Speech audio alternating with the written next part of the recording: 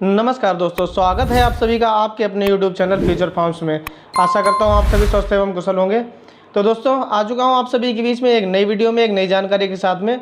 नवोदय विद्यालय समिति NVS ने non teaching के पदों पर आवेदन के लिए विज्ञप्ति जारी कर दी है। आइए देखते हैं कहां से होगा आवेदन, कैसे करेंगे आवेदन, क्या है डेट्स और क्या है आवेदन शुल्क। तो इसके लिए आप sarkariresult.com के पेज पर जाएंगे और यहाँ पर थोड़ा नीचे स्क्रॉल करेंगे तो आपको यहाँ पर NVS non teaching various post online form 2024 की नोटिफिकेशन होगी।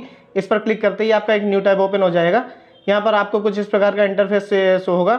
आप थोड़ा सा नीचे स्क्रॉल करेंगे, यहाँ पर आप जैसा भी देख पा रहे हैं नवोदय विद्यालय समिति NVS के द्वारा नॉन टीचिंग के पदों पर यह आवेदन विज्ञप्ति जारी की गई है, जिसमें काफ़ी सारे पदों पर यहाँ पर भर्ती विज्ञप्ति निकाली गई, जिसमें आवेदन प्रक्रिया 22 मार्च 2024 से शुरू हो जाएगी और आवेदन की अंतिम तारीख 30 अप्रैल 2024 निर्धारित की गई।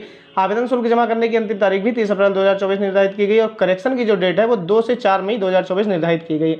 यहाँ पर एग्जाम डेट अभी प्रकाशित नहीं की गई है और एडमिट कार्ड एग्जाम के कुछ समय पूर्व जारी कर दिए जाएंगे।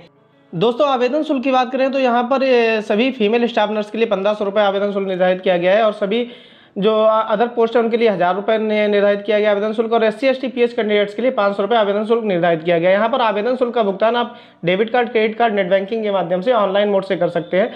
ऑफलाइन मोड से फीस पेमेंट करने की सुविधा इस आवेदन प्रक्रिया में नहीं है। दोस्तों, यहाँ पर 1377 पदों पर भर्ती विज्ञप्ति जारी की गई है। 1377 पदों पर बम्पर भर्ती यहाँ पर जारी की गई दोस्तों। तो इसके अंतर्गत अलग अलग पदों पर भर्ती विज्ञप्ति जारी की गई। यहाँ पर फीमेल स्टाफ नर्स के 121 पदों पर आवेदन के लिए आवेदक जो है वो नर्सिंग में स्नातक क्वालिफाई होना चाहिए और इसी के साथ में जो स्टेट नर्सिंग काउंसिल है उसमें रजिस्ट्रेशन होना चाहिए और 35 वर्ष अधिकतम आयु उसमें निर्धारित की गई। जो दूसरी पोस्ट है यहाँ पर असिस्टेंट सेक्शन ऑफिसर ASO की, इसके कुल 5 पदों पर आवेदन के लिए जो आवेदक है वो बैचलर डिग्री स्नातक जो है वो पास होना चाहिए और इसमें 3 वर्ष का कार्य अनुभव मांगा गया है और इसमें जो न्यूनतम आयु है वो 23 वर्ष, अधिकतम आयु 33 वर्ष निर्धारित की गई है। यहाँ पर जो तीसरी जो आपका पद है वो है ऑडिट असिस्टेंट का, इसके कुल 12 पदों पर आवेदन के लिए आवेदक जो है वो कॉमर्स में बैचलर डिग्री स्नातक क्वालिफाई होना चाहिए और आयु सीमा 18 वर्ष से 30 वर्ष निर्धारित की गई है। यहाँ पर जो अगला पद है वो जूनियर ट्रांसलेशन ऑफिसर का है, जिसके कुल 4 पद हैं।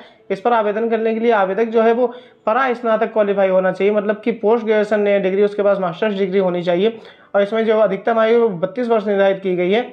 अगला जो पद है यहाँ पर आप सभी दोस्तों देख पा रहे हैं लीगल असिस्टेंट का। इस लीगल असिस्टेंट के कुल एक पद है यहाँ पर सिर्फ। तो इस एक पद पर आवेदन के लिए जो आवेदक है वो LLB क्वालिफाई होना चाहिए, अर्थात यहाँ पर जो स्नातक की डिग्री है वो LLB में उत्तीर्ण होना चाहिए और 3 वर्ष का कार्य अनुभव यहाँ पर मांगा जा रहा है इस पद के लिए और 23 वर्ष न्यूनतम, अधिकतम 35 वर्ष इसमें आयु निर्धारित की गई है।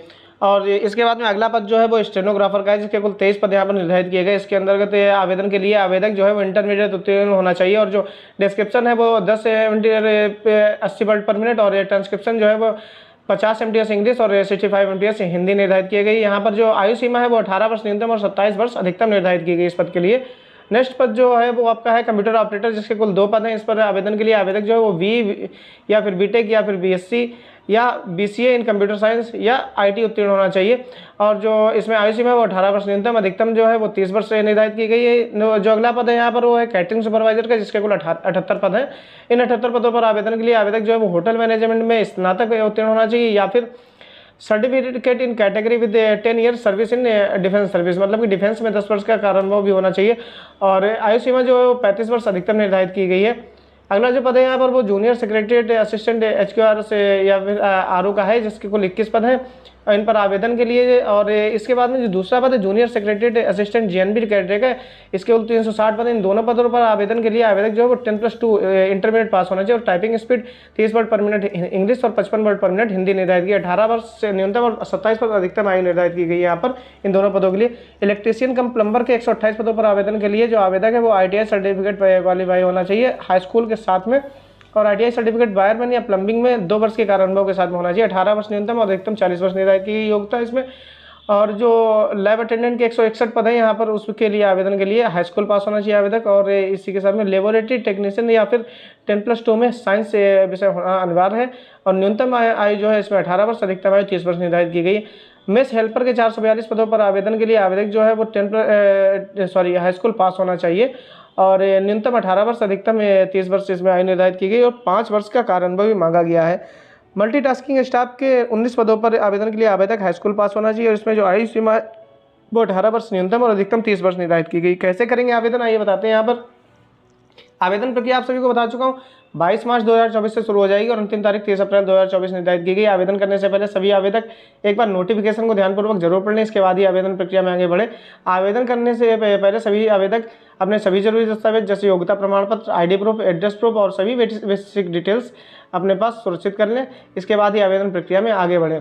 तो दोस्तों यहाँ पर आवेदन करने से पहले आप सही फोटो सिग्नेचर और ID प्रूफ की स्कैन कॉपी अपने पास पहले से सेव कर लें और आवेदन पत्र को फाइनल सबमिट करने के पहले सभी आवेदक प्रीव्यू बटन पर क्लिक करके एक बार फाइनल सबमिट करने से पहले आवेदन पत्र को जांच लें, उसमें भरी हुई सारी डिटेल्स का मिलान कर लें, इसके बाद ही फाइनल सबमिट बटन पर क्लिक करें। सभी आवेदकों को आवेदन शुल्क का भुगतान करना अनिवार्य है। आवेदन शुल्क का भुगतान न करने की स्थिति में आवेदन आपका जो है वो अपूर्ण रह जाएगा, पूर्ण नहीं माना जाएगा। और यहाँ पर आवेदन पत्र को फाइनल सबमिट करने के बाद में आप सभी इसका एक प्रिंट आउट अपने पास सुरक्षित कर लें, जो भविष्य में आपके काम आएगा। आइए देखते हैं कहाँ से होगा आवेदन। जैसा कि आप सभी देख पा रहे हैं, यहाँ पर अप्लाई ऑनलाइन के सामने क्लिक हेयर का लिंक दिया हुआ है, इस पर क्लिक करके आप 22 मार्च 2024 से आवेदन प्रक्रिया शुरू हो जाएगी, तब आप इस पर क्लिक करके आवेदन कर सकेंगे। और इससे पहले सभी आवेदक डाउनलोड नोटिफिकेशन के सामने बने क्लिक हेयर ऑप्शन पर क्लिक करके इस आवेदन से संबंधित नोटिफिकेशन को एक बार ओपन कर लेंगे। कुछ इस प्रकार से आपके सामने नोटिफिकेशन ओपन हो जाएगी। यहाँ पर जो डिटेल्ड इन्फॉर्मेशन दी हुई है, यहाँ पर डेट्स दी हुई हैं और आवेदन शुल्क की यहाँ पर डिटेल्ड इन्फॉर्मेशन दी हुई है।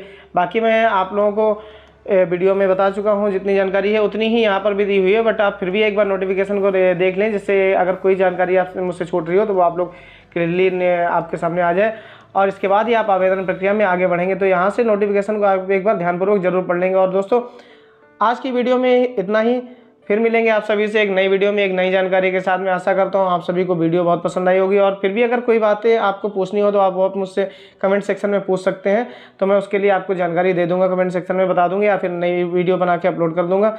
तब तक के लिए दोस्तों आप सभी से जय हिंद, जय भारत। फिर मिलेंगे एक नई वीडियो में एक नई जानकारी के साथ में। वीडियो को लाइक करना, कमेंट करना और चैनल को सब्सक्राइब करना बिल्कुल ना भूलें, जिससे आप सभी को इस प्रकार की वीडियो मिलती रहे, नई नई वैकेंसी की जानकारी मिलती रहे।